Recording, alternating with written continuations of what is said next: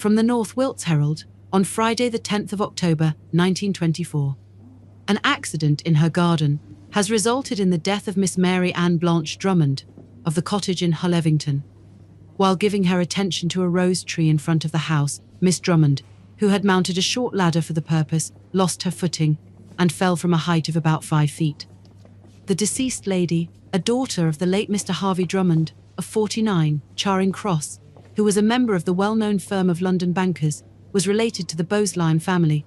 She had resided in Hullevington for about 5 years and formerly stayed in Malmesbury during the hunting season.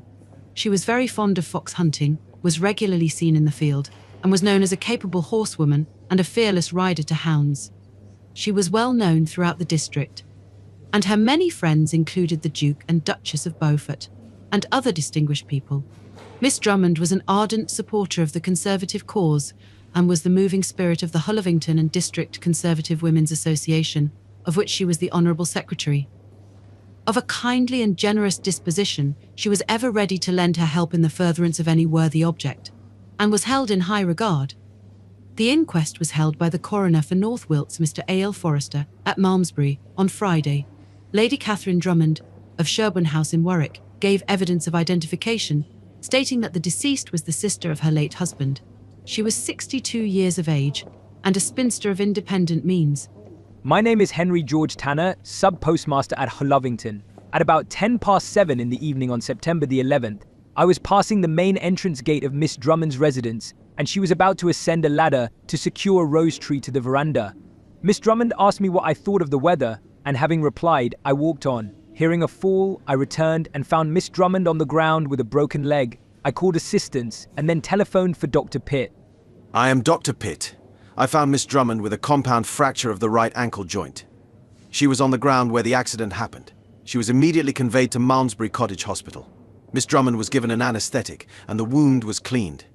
Within 48 hours of her admission to the ward, the leg became gangrenous and an amputation was performed below the knee joint. The patient died on October 2nd from septicemia following the injury after having done well for 12 days. Dirt must have got into the wound at the time of the accident.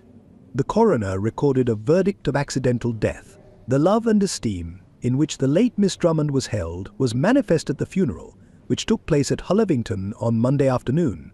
The first part of the service was held in the parish church, where an exceedingly large congregation assembled of relatives of the deceased lady, leading residents in the surrounding district, and people of the village and neighbouring places, amongst whom Miss Drummond had spent the last few years of her life of usefulness.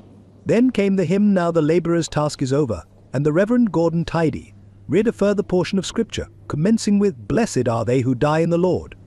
As the coffin was borne from the church, the organist, Miss Wicks, played the Dead March. Most of the congregation joined in the procession to the cemetery, where the interment took place.